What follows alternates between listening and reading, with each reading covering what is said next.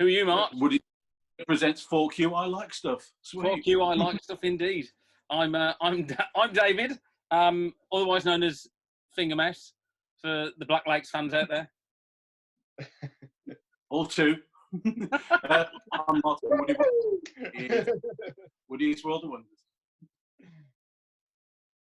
And who do we have here? My name is Ronan Fitzgerald, coming at you live from New York at Saturday night. It's Saturday Night Live.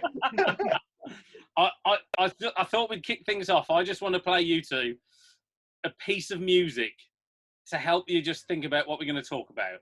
Just bear with me. You know what's coming. Is it Huey Lewis? ZZ Top?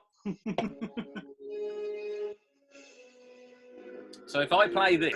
I think because I've grown and I'm much more into music now than I was when I understand just how special the music is and how into it, and a sense of wonder. So yeah, I couldn't tell you when I followed up with the first one, and I don't know.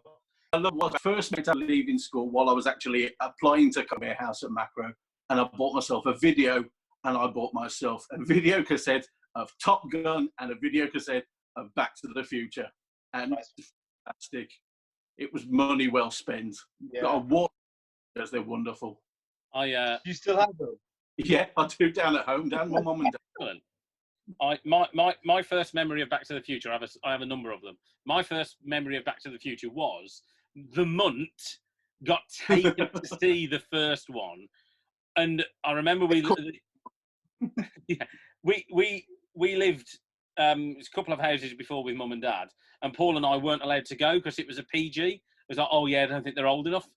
So they took the munt. Anyway, we'll take the child we like. So they took the munt, who was, Mark will, as always, always will remain 6 years older than me. And we were gutted when we got back, and our cousin, they'd also been. And we were like, what? So that was my first memory of Back to the Future. Thankfully, not the last. I remember going to Butlins and seeing Back to the Future in the cinema at Butlins. You know, Butlins used to have a cinema where, because you'd pay to get in, quality holiday making. And I remember seeing Back to the Future there. And so those are my earliest memories. The ones I don't remember seeing Back to the Future the first time, and sadly I've seen it a billion times. The second and third ones I remember seeing so many times. I remember vividly going to see 3 with somebody from school, Craig from school, and Paul and Mark, and sat there going, please don't say the end at the end of the third one. I remember vividly going, please don't let it be the end, and then To Be Concluded came up. So, but yeah, those are my earliest memories, and I loved it. Just amazing. Just my favourite. Until very recently, my favourite trilogy of films. I adore the films. They're right there. I'm pretty sure what's taken over recently. But now, back in the day, I've got to admit, you tend to find when you're younger, that number 2 really appeals to you. But as you become older, number 2 slips down the list quite rapidly. Yeah, because, I mean, so Martin, when you got in touch with me and said that you were kind of focusing on ranking the films, that's never a way I've actually looked at them before. I always look at movie series as a whole story. Yeah. And I think especially the case with Back to the Future, because that is such a defined story arc, the 3 movies. Like, from the outset, it was supposed to be 3 movies. It's not like with a lot of other series where they have the first film and it's like, oh yeah, that did well, we'll tack another one on, we'll tack another one on, we'll tack another sequel on into infinity. This was always very much defined as a trilogy and always defined as 3 films. So I've always kind of considered the story arc. And like, since they've been available on home media and that's how I watch them now, I don't just watch one at a time. I watch the 3 of them. You'll sit and pound through with a lot of them. Yes, yeah. And what you notice straight away is, hold on, there's a lot of repeated story here in every single film. Yeah. So when as said earlier on, I kind of when you asked me to do this, I blitzed through a rewatch of the three of them. So it was after we stopped messaging last night, I watched the first one, then got up this morning, watched the second one, did a bit of pottering about the house, and then watched the third one. Have we gone down? Yeah. Or is And it just when I was me? kind of looking at it in terms of ranking, I'm yes. not quite sure what's happening now. Everyone's frozen up. Please don't be my phone. I can hear you, Mart. I just can't see you moving. I can still see Ronan quite comfortably. Oh, there we go. You're back, mate. You're back, yeah. And Ronan's frozen up. No, he's back. I might just be sitting very still. He was very chilled for a minute. Oh, the pleasures of lockdown, quarantine, and continuous internet. Sorry, Ronan. So you watched all three over the last 24 hours, then? Pounded them down like a video monster. Nice. Yeah, it's the first time I've looked at them with the idea of ranking them. Not done that before. Yeah. So and go back to what Martin said. Yes, you realize 2 is a little bit below. Like when you're looking at it in terms of just a big story, it's just there. Where you're looking in terms of over everything, it was just things going on in it. It's marvelous. Like as a kid, that's the one that you eat up. There's so much going on in it. So many little things to catch the eye. The Jaws 19 stuff, the arcade gallery. Yeah. You know, there's lots, the hoverboard stuff, the pitbull, everything like that. You eat it all up. Yes. But then as you become older and watch it again, you kind of realise 3's maybe where a lot of the meat is, like in those second 2 that were filmed together. Yeah. But 1's almost perfect. Yeah. From dodgy hand fade. See, this is where I break out quite a nice. I segue into a nice bit of worthless memorabilia. So we're talking the first one. So I have the Save the Clock Tower pamphlet, leaflet flyer that Marty and Jennifer are given, and Jennifer writes on the back, "I love you," and that's the correct phone number. And my brother Paul got me that, and I love that memorabilia. You got that from the good brother. Yeah, I mean, ranking the films for me, it's like choosing your favourite child. So. And that's the point of this we make you. No, those baby of videos. The first one that comes along is really special, right? Yeah. You know, you treat it well. Second one, you've done it all before. And the third one, you know this is going to be the last one. So, you know, I mean, the first one is really special. And I was sad enough, for years I knew every word of the script. So I could mouth every word of the script along with the film. That's how many times I'd seen it. I don't think there's anything sad about that at all. No. And you're right. I admire it.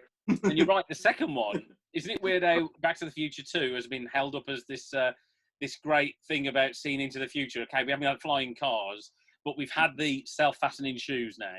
They've done obviously we get to 3D. They've got about a 50% ratio of getting it right. Yeah. We've got the 3D stuff where you've got Hollow Max from from Back to the Future 2.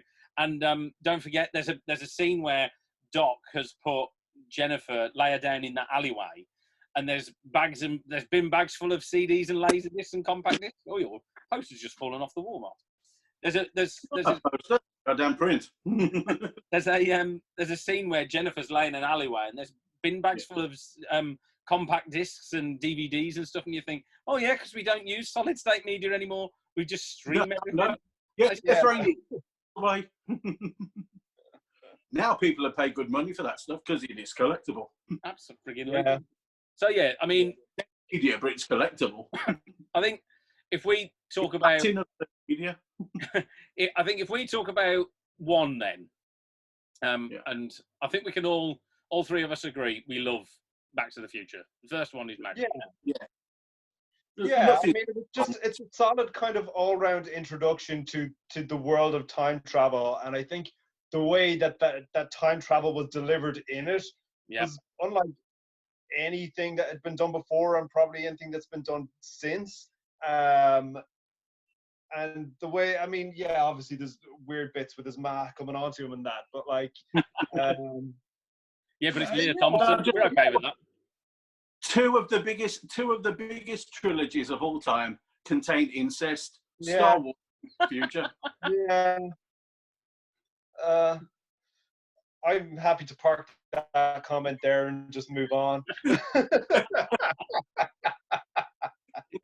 It's what he does with it. It does a wonderful blend of. We were talking the other day about indie, where they tried to make too many things happen in indie too, in the Temple of Doom. Yeah. It tried to be too many things. It tried to be horror, comedy, action, or Back to the Future did that successfully. Yeah. It's action, it's science fiction, it's romantic, it's comedy, and it does it all without forcing anything down your throat at all. It does it really successfully. Do you know what? I like that you brought up romantic there, because I had to think for a second. It's like, oh yeah, Jennifer was there, and like she's such a side storyline. And I think in a lot of films, Thor springs to mind, and they're kind of shoehorning a woman in and a love story in where there hasn't been anything at all beforehand, and that really, really bothers me in a lot of things. And I think that's probably one of the best things about Back to the Future, probably as a trilogy as a whole, is that they didn't shoehorn in the romantic stuff. It's like, yes, he has a romantic interest, but honestly, it's not as important or cool or fun as time travel. Yeah. Second one's once again the worst. Flip over from the original actress to Elizabeth Shue and a terrible wig, and then just dump her on a porch and have everything change around her. That's it. That's how it's done. Yeah, but just retcon everything that was set up. Sorry, Mark, go on. No, I was going to say, but Leah Thompson in the film is probably the. I was going to say the third big role, but I suspect that's Biff Tannen, because fantastic. So she's at least the fourth major role in there, and she plays such a big part in there. And she changes from like a 47-year-old back to a 23-year-old who was supposedly playing younger. Yeah. Impressive actress at the time. Yeah. I mean, for me, the first one has everything. It's got a great soundtrack. It's got a great soundtrack with Huey Lewis, and then you go back to the 50s with the rock and roll, which is just fabulous anyway. It's just it's great. Pop music, I admire its use of pop music actually in that first soundtrack, along with, like you say, the Alan Silvestri stuff. It has a really nice line in current pop music. The Huey Lewis stuff, the 50s rock and roll stuff, which was really big again at the time. Remember all like the Levi's ads and all the stuff going on, the hits that you'd suddenly have from the 50s again. And it really worked, that popular music in along with the classical type soundtrack. Worked great. Didn't really work on any of the others. They didn't bother with it for 2 at all. And then 3, they somehow thought that ZZ Top was really popular music. How did that happen? God, I friends of somebody. Maybe somebody changed hands. I think the name of Words Too Expensive was probably it. Yeah, Huey Lewis was still out touring Sport or something. Yeah. Yeah. So love the first one. I love the setup.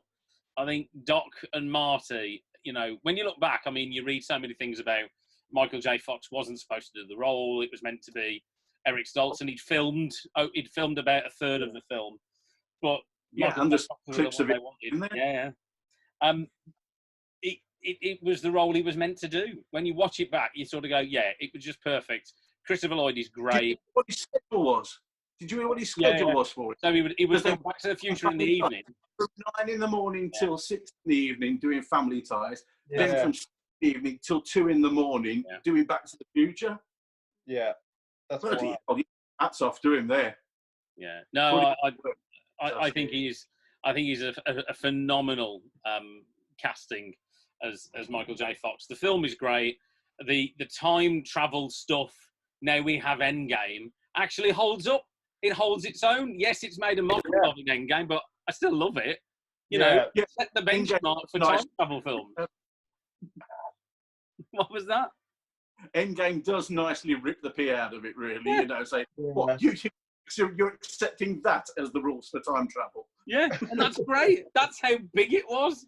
You know, they hold that up as the benchmark for time travel films. See, now, one of my favourite time travel, and once again, romantic films, came out before it. I think it was 81 again. I think Christopher Reeve's second major film, Somewhere in Time. and that was kind of one of my favourite films ever. What's bad about Back to the Future one? What do we think? Because when I was looking at this, I still one of the parts that really galls me actually, and it carried over into the second one, is Crispin Glover, because I mean, when you look at it now, how badly does he overact? And I was quite pleased that he fell out with the studio when they were making 2, because he does overact.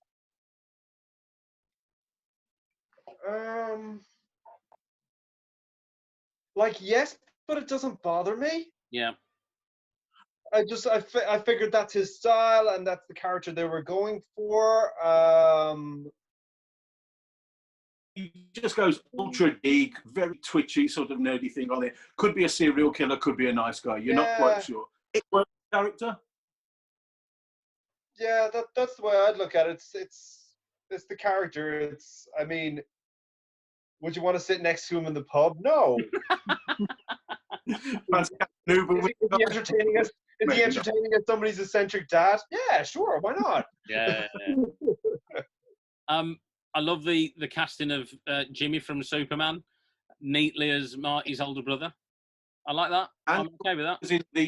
He was in the Spielberg other produced one, wasn't he? Was it Hard Day's Night? Yeah, I think that was it. Oh, yeah. no, I want to hold your hand. I want to hold your hand. Yeah, I want to hold your hand. Yeah, you're right. Yeah, love. I thought he was a great casting. I honestly, Back to the Future, the first one was held up there for years as one of my favourite films. Just fantastic. So if we talk about that first one, and we I think we all agree it is top notch. Yeah. We need to talk about 2 and where it sort of fell off a little bit. So Mark, you've already mentioned the Elizabeth Shue bit and the bad wig. Yeah. I'll stake my claim on the bad wig Elizabeth Shue. Future forming around her while she's left on a porch after just appearing for about 5 minutes at the beginning of the movie. You need to come with me to save your children. Why is that? I don't know. I'm going to knock you out in a minute with some gas because you're panicking about something. Then you can wake up all the way through, see the bit in the future, get zapped out again. Yeah. No, but I was actually reading about her recasting earlier on while I was watching it. While I was watching it live. But it was actually a really sad reason why she was recast. Claudia Wells' mom was dying of cancer and she went to take care of her. Yeah. It just gave business and did what really all of us should do. Just go to look after your parents instead. Just give up everything that you're doing for yourself. Yeah. So to be fair to Claudia Wells, though, she turns up for fan conventions. He's part of it. Yeah. I don't think it was a bad parting of the ways, unlike Crispin Glover, who tried to get half the money for the. Yeah, no, you're absolutely right there. And I think, I'm not 100% sure on this. I think she did some small voice role in the Telltale Games. Do you remember they did it in the Yeah, absolutely, yeah. Back to the Future. Really? I think she did a little bit in that. Was it when, I can't, the long-haired Justin guy who got accused of all sorts of sexual shenanigans used to do his Bringing Back People show, and I'm sure he did like Justin Lee Collins. That's the one. Yeah. Bring Back to the Future. Everyone here. Yeah, there we go. We're back. Cool. Sorry, we were talking about Justin Lee Collins. Yeah. Here's Dave. That's all right. So, Justin Lee Collins did bring Back to the Future, and Claudia Wells was going to be in that, wasn't she? Or was in it and sort of said why she'd gone. So, yeah. God damn it. My memory has worked. Amazing considering what I've done to my mind over the years. in terms of the second one as well, I'm not overly keen on the bits in the future which feel a little bit hammed up, like Marty McFly dressed as his daughter. They're a little bit cringy looking back. Michael J. Fox dressed as his daughter. Sorry, yeah.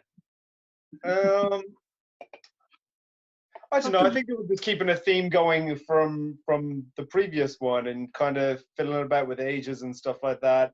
And I mean, again, I was reading while I was watching, but they were like, I think it was Bob Gale said, we've no idea what's coming in the future, so we're just going to have some fun with it. I mean, he said stuff like flying cars. It's like, well, you full well there's not going to be flying cars in 2015. It's like, but... Well, you say that. I was expecting those flying cars. I was quite disappointed. And hoverboard. They didn't appear. I was miffed. you can get them, but they look ridiculous. I want a hoverboard as well. They have a wings spread out from the car. They fold out and then they spread out. So you still need a runway. I don't know what speed you need to go at, but yeah, they look very, very silly. Fold up wings. I've seen that thing. Yeah, I mean it's not a DeLorean. Let's just leave that there. The one thing I noticed on what Dave was saying, originally about them all looking like there's a lot of strong male genes in this movie, full stop, because everyone does look like their original acting counterpart, be it male, female, whatever. It's yeah, that's some strong genetics right there. I love how they expanded Biff's character with being the granddad, and then Griff. As much, and I talked about overacting. I quite like that gang were a bit naff. I'm being really harsh. I love these films. I bet Ronan's seen who else is in the gang. Yeah. Ian, Billy Zane. Fantastic. Yeah. For me, the thing with the gang is just they're so goofy. Like they're about as menacing as the T-Birds in Grease. Billy completely hams it up. Completely. You see him go stairways and just cracking up. Yeah. Stuff. What I loved in the second though as well is you've got Biff Tannen basically playing Donald Trump. Yeah. Yeah, and again, that was a very deliberate part on the writers. They intentionally did that. And I mean, this is obviously 80s Donald Trump, and obviously we're just getting a better look at that now. And it's 100% based on Donald Trump. That's literally what they had in mind when they were writing the part of Rich Biff Tannen. The tiny hands of Trump. But I think for me, the difficulty I had, and when I was again in my rewatching in terms of thinking of it in terms of ranking, for me, where two kind of fell down is trying to cram so much in. So whereas the first film focused very much on 1955, and the third film focused very much on 1885, the second film crams in 2015 to alternative to 1985 to 1955, and it's trying to give equal weight to each era. Yeah, and it falls short because neither of them are getting enough attention as kind of 1955 did and 1885 did in the films either side. So I think it was just trying to cram in too much. And that, I don't want to criticize that too much because it's a fantastic story. It's a great way to go. I love the idea where they went to the future and this thing happened and it changed the past, created an alternative timeline. Love that. Then they had to go back further in the past to fix that. Love that. But it was just trying to tell that story in such a short frame of time. To me, that's what killed it, and that's why it fell over. I'd love to believe that there's a 3.5 or a 4-hour cut somewhere that gives each of those eras more time to make it less crammed and give each era a bit more room to breathe. I'd love to believe that, but it's like when Biff the granddad, the character when he dies at the end, they reckon they cut that so quickly and everything because they did have a shot originally where they had him going to fading out of time. Basically, he had gone back by giving his younger self the almanac. He had changed time to the point that he was fading then out of time, but they cut that out of it. So there are extra bits floating around out there. I think where it struggles with for me, and I love it, so I'm clutching at straws. I think you're right, Ronan. I think it's pacing.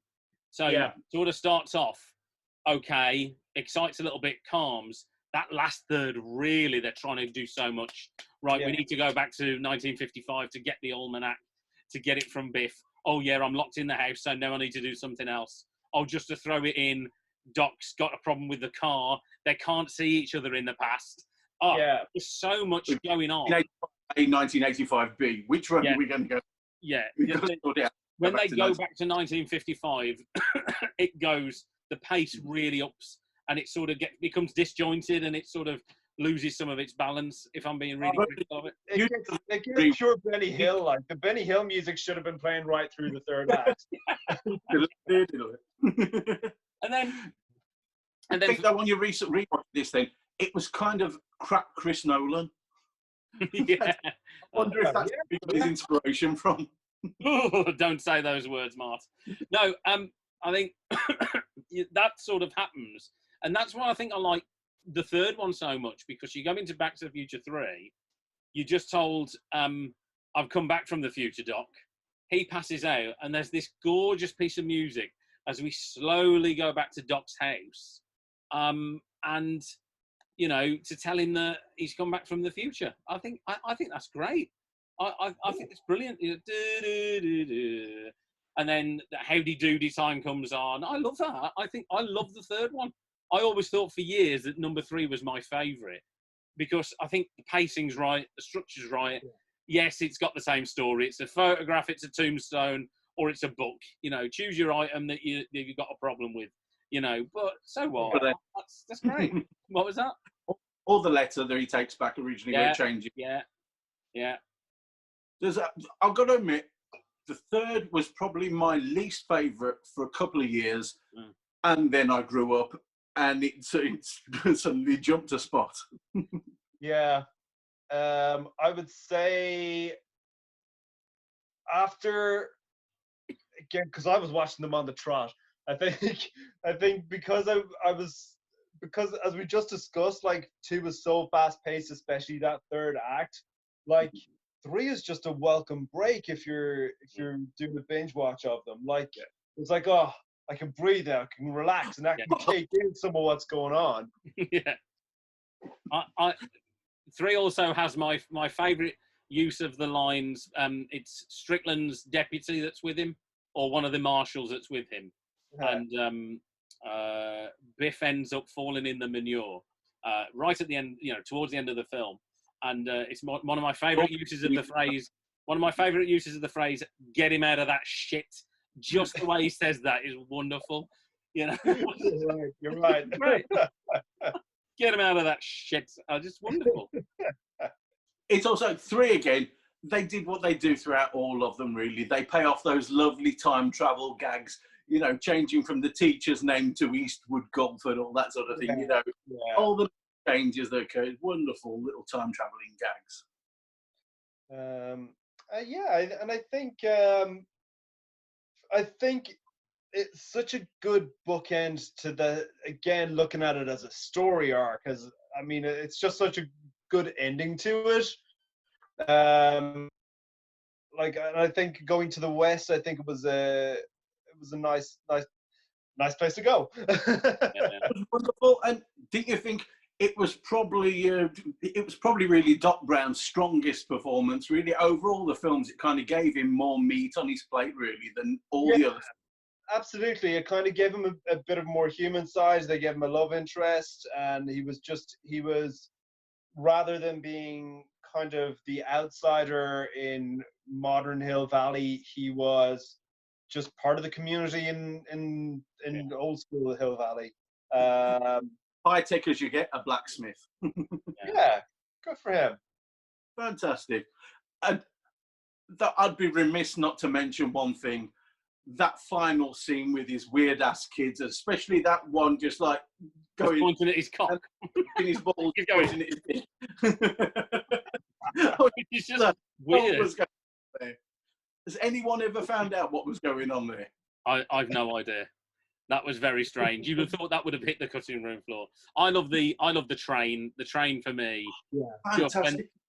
I remember sat in the cinema. That was a real full-scale model as well. No CGI, no half-scale, no three-quarter scale. That was full, genuine scale. Fantastic. I remember being sat in the cinema going, oh, what's going to happen, you know? And Marty and Jennifer are walking along the train tracks, and he picks the photograph up and just goes, "I'm never going to see him again." Thank you, Mart. And then the train arrives, and just that, what the hell? And the level crossing comes down. You're like, what's going on? And then it's that. I love that. I think that's great. Yeah. And I remember sitting back going, that is how you tie up the loose ends. That's how you finish it properly. Wonderful. Right.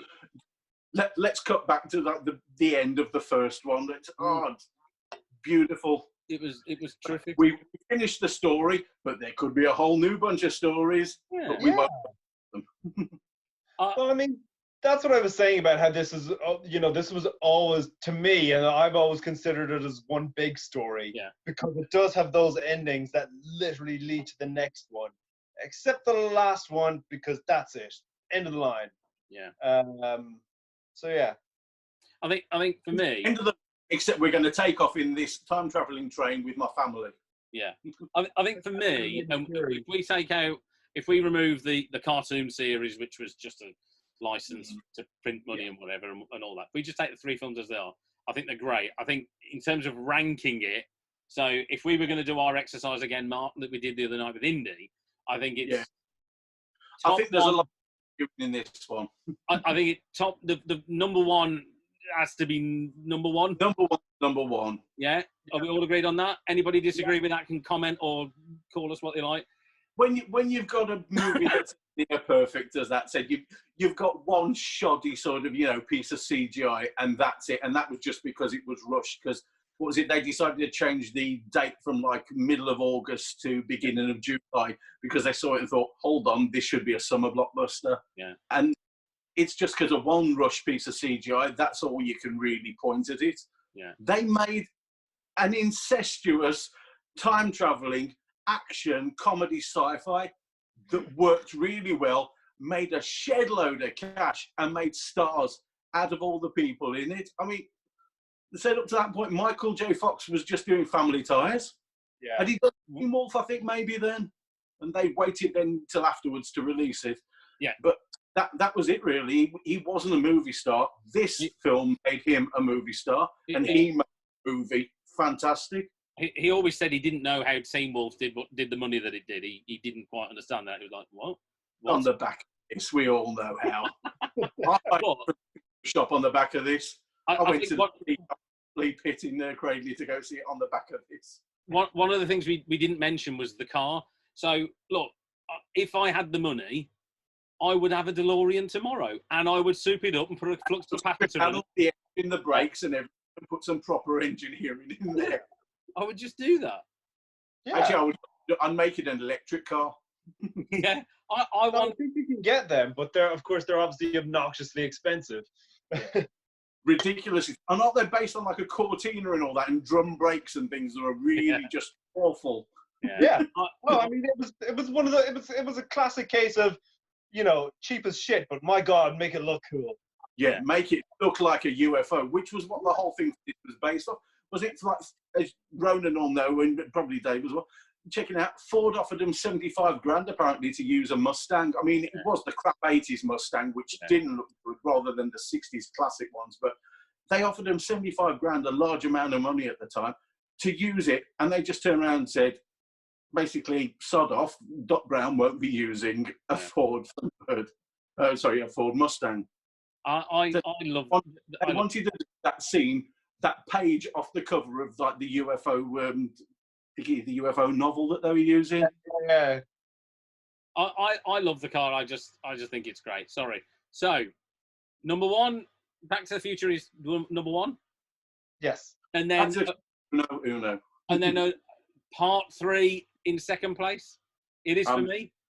That's what I'd agree. I'd agree. And being very picky because I love it anyway. But number 2 in third place purely because of the little gripes and niggles and the fast pace at the end. There's no real bad stuff here. You can say, well, we're ranking them 1, 2, 3 because we're ranking them. That's just what we're doing. Yeah. But realistically, you can quite happily, as Ronan has done over the past couple of days, sit down and watch all 3 of these and not have a bad time with any of them. Exactly. And I have to get out my Back to the Future Special Edition trilogy. Available. This one's in the popular Blu-ray format, Martin. You'll be pleased to know. Oh, beautiful. And this has got those scenes in it with where you see Biff in 2015, and they try and figure out why he was in pain.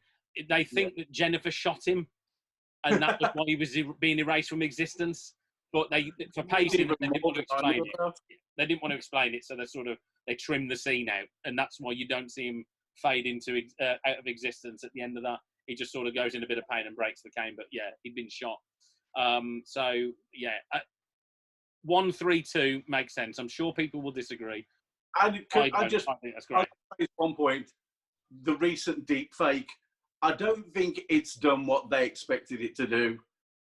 It's raised a lot of interest in it, but it's still ultimately come out as everyone going, you know what, these are pretty much perfect as is. Why bother remaking them?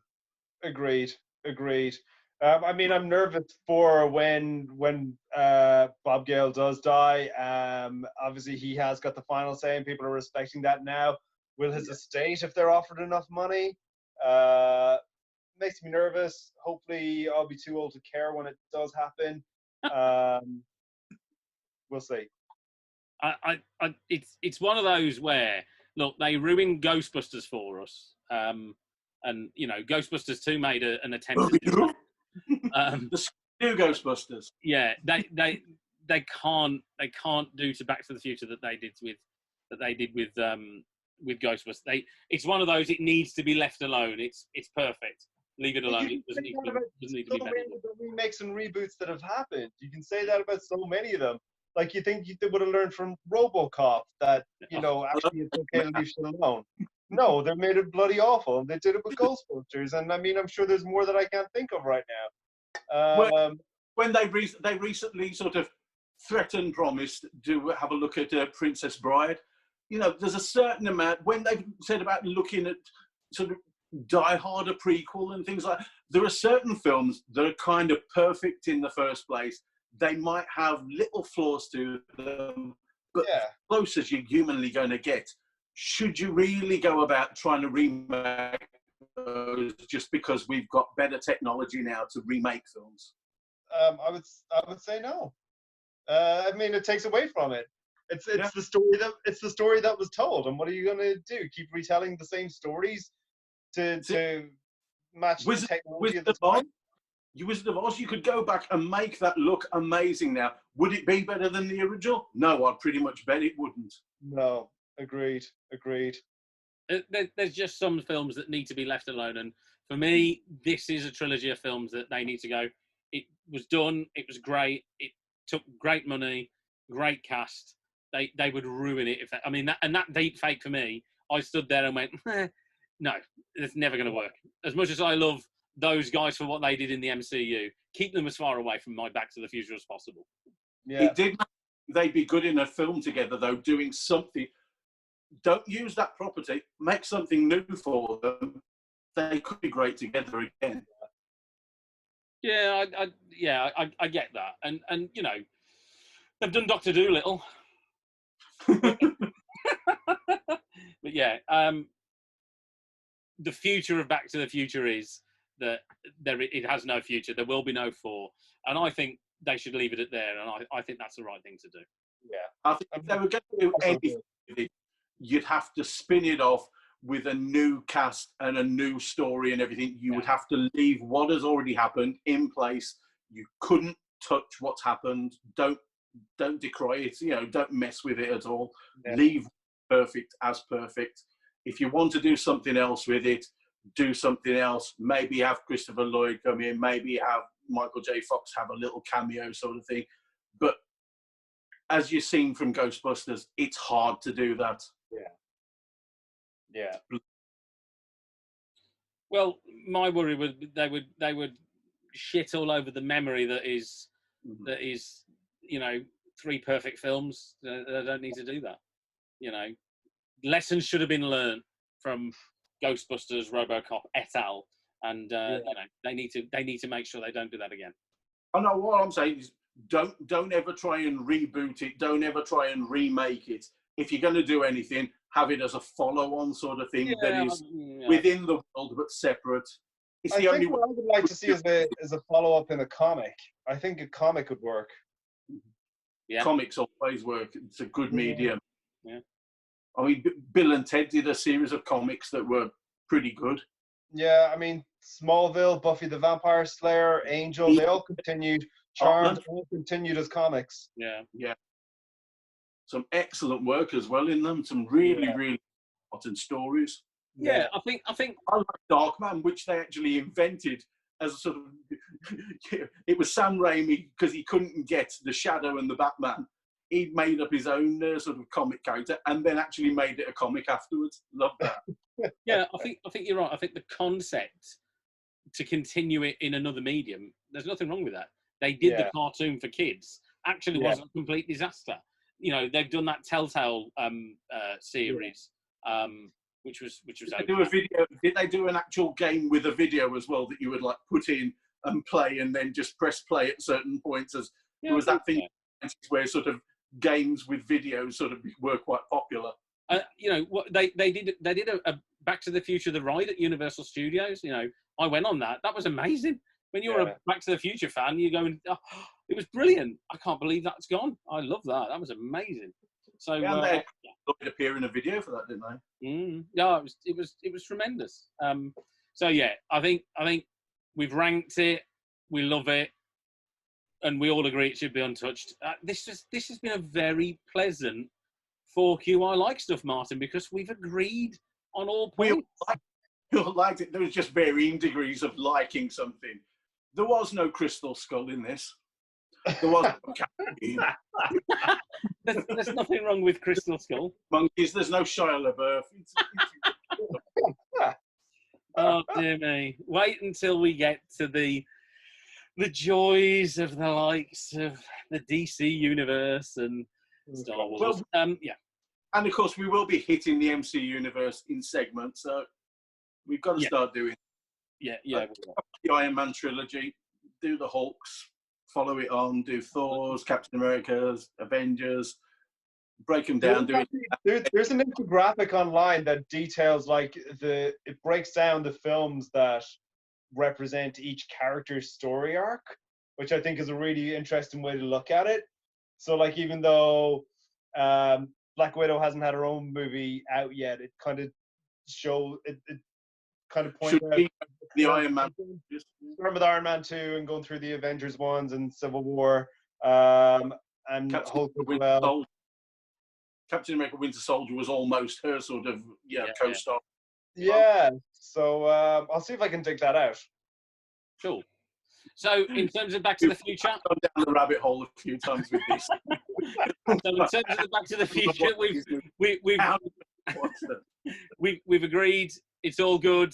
We won't touch it. I'm sure people may disagree, but I think they're great. I think they're great films, great cast, great storyline, great music, fantastic time travel, making it seem like it all makes sense. You know, and I know we know somebody who loves time travel movies, don't we, Martin? We know somebody who really loves time travel movies and hates Looper. Yes, we have to do a Looper special and get Munt in and give him Munt's moments of madness where he can talk about how much he hates Looper. We'll maybe throw in a time travel special sometime where we'll just select so many time travel movies and just make the various time travel movies and rank those, and we'll let him just rant away. It'll probably have to be over 2 videos just for the amount of rant you'll want to do. Yeah. That one, he hates Looper. So, in terms of Back to the Future, we will end this particular episode of 4Q. I've enjoyed it, and we will wait to the next one. We've got lots to look forward to, so I'm sure we'll have many a disagreements to come. But that was quite pleasant tonight. Hold on a minute. Where's it? Great Scott, Dave! You've got to come back with me. Back to the Future.